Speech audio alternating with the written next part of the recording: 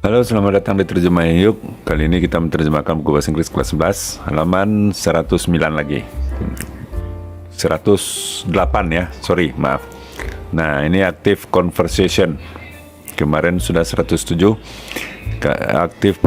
Artinya kalian harus membuat sebuah percakapan, ya. Pilihlah satu dari topik-topik yang diberikan di bawah ini. Ya, yang pertama pembentukan pelangi, ya. Pembentukan pelangi, bagaimana cara pembentukan pelanginya. Siklus hidup binatang, bagaimana tsunami itu terbentuk. Lakukan penelitian dalam apapun, ya, topik apapun yang diberikan yang di atas. Jadi pilih dari yang tiga ini. Misalnya kalian memilih untuk bagaimana tsunami itu terbentuk. Nah, lakukan penelitian tentunya dengan mencari di Google. Ada banyak itu bagaimana tsunami itu terbentuk, dan jelaskan kepada teman atau presentasikan di depan kelas. Pergunakan teks format teks eksplanasi yang sudah saya sampaikan caranya pada halaman 107, ya. Di halaman 107 pada video sebelumnya sudah saya sebutkan bagaimana cara membuat teks tersebut. Ikuti saja langkah-langkah tersebut, cuman bedanya kalian buat dalam Google pencarian itu pembentukan pelangi. Nah, pembentukan pelangi atau siklus hidup binatang atau bagaimana tsunami terjadi atau terbentuk. Nah, itu ikuti langkah-langkah yang ada di 107 pada video sebelumnya ini. Nah, mudah-mudahan itu gampang itu ya. Lanjut kepada halaman 109.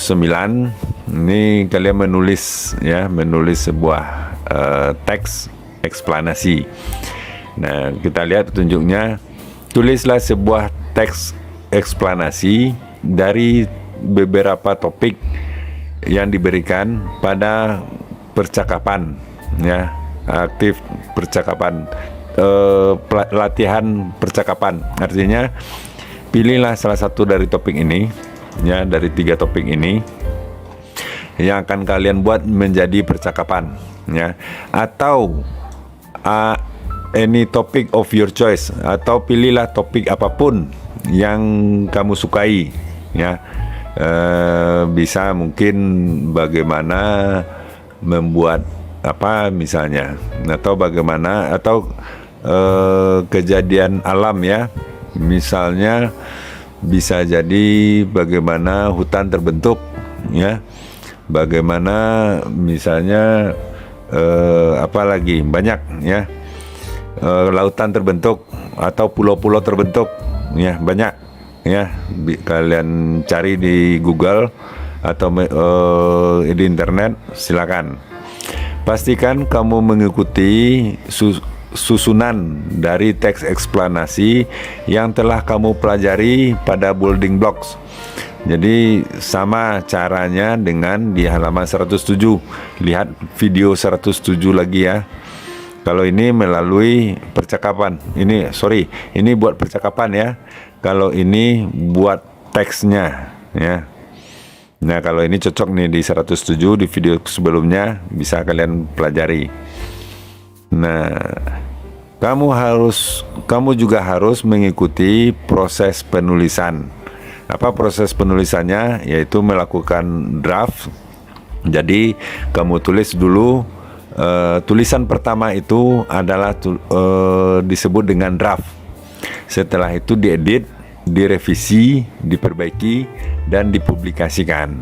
Nah, di sini ada draft pertama. Tunjukkan draft ini ke guru kamu sebagai umpan balik. Jadi setelah kamu buat, perlihat kepada guru, ada koreksi-koreksi oleh guru, nanti ditulis lagi pada draft kedua. Buat perubahan-perubahan berdasarkan umpan balik atau koreksi dari guru kalian, ya, koreksi-koreksi yang diberikan oleh guru kalian. Nah, tulis di sini yang benarnya, kan ada coret-coret nanti tuh. Jadi di sini pasti ada dicoret-coret oleh guru. Nah, setelah itu kamu perbaiki, tulis yang benarnya menurut guru, ya, itu draft kedua. Kemudian draft terakhir, ya, revisi lagi dan publikasikan, bagikan dengan guru-guru, teman-teman, dan mungkin kalau punya kamu blog, ya, blog post tersendiri di Google, bisa menggunakan blogspot, ya. Kalian punya blog tersendiri, bisa kalian tulis di sana, ya.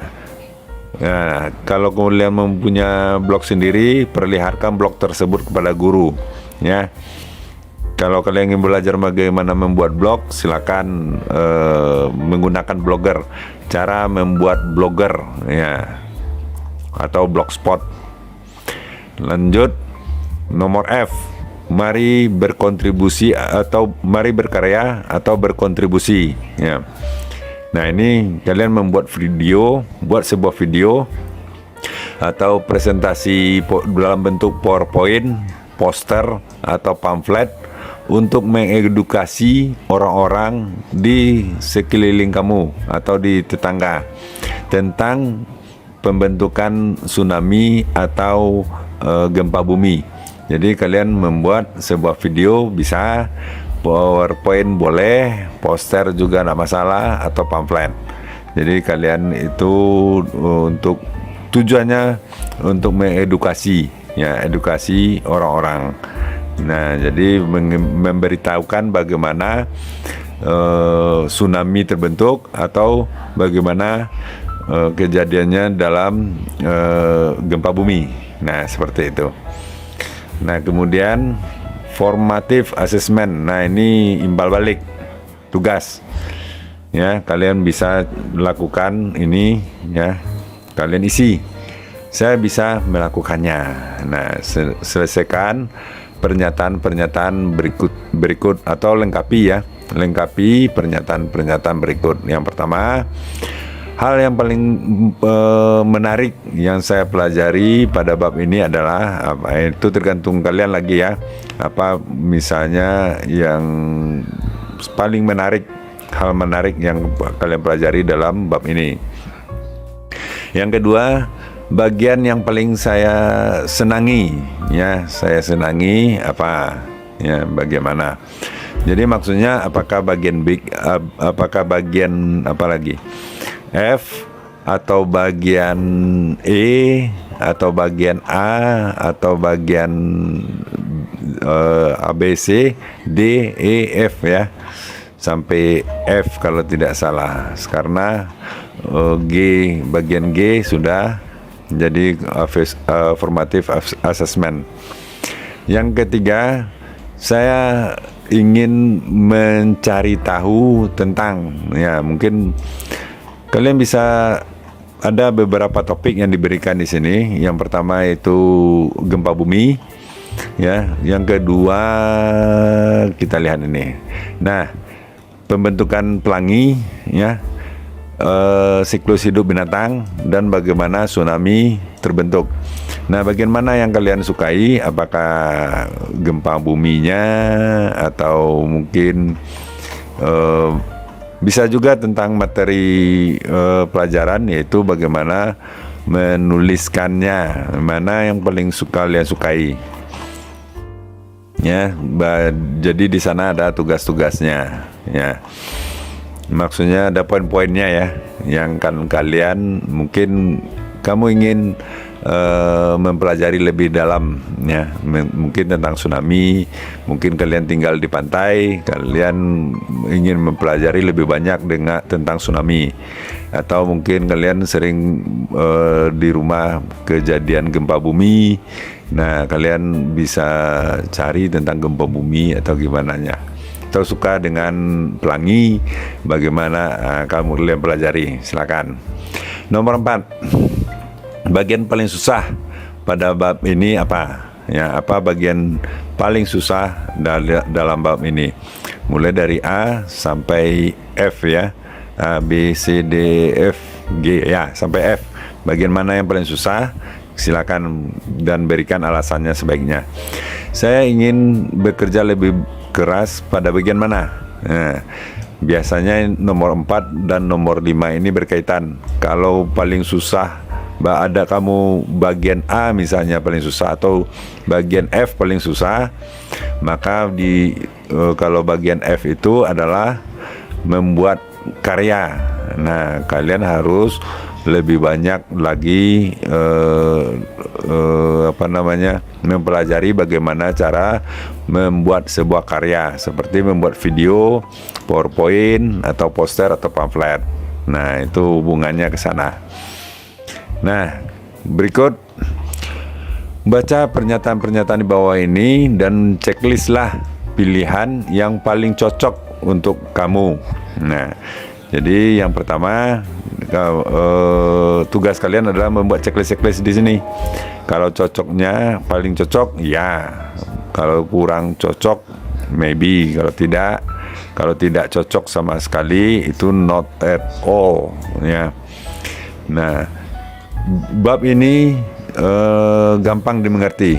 Nah, kalau kalian rasa bab ini gampang mengerti, checklist yes. Kalau ragu, checklist maybe. Kalau tidak, checklist no. Kalau tidak mengerti sama sekali, nah, checklist not at all ini. Berikut saya tahu apa pengertian dari teks eksplanasi. Nah, kalau paham ya mengenai apa yang disebut dengan teks eksplanasi, ditulis yes. Kalau ragu tidak, kalau ragu maybe, kalau tidak no, kalau tidak mengerti sama sekali not at all. Saya tahu kenapa teks eksplanasi diberikan. Nah, kenapa teks eksplanasi itu ditulis ya? Kenapa? Karena teks eksplanasi itu untuk memberikan penjelasan kepada orang, ya si pembacanya. Jadi kalau kalian tidak mengerti, mungkin not at all, seperti itu. Nah, berikut rencana saya untuk menyelesaikan kesulitan-kesulitan yang saya hadapi pada bab ini. Ya, apa rencananya? Mungkin lebih mempelajari, memperdalam tentang bagaimana membuat poster misalnya, atau mempelajari lebih dalam tentang teks eksplanasi itu apa saja, apa pengertiannya. Kalian harus tentu punya kesulitan masing-masing ya. Nah, barangkali itu dulu untuk kali ini. Jangan lupa subscribe dan like videonya. Mudah-mudahan bermanfaat. Sampai jumpa.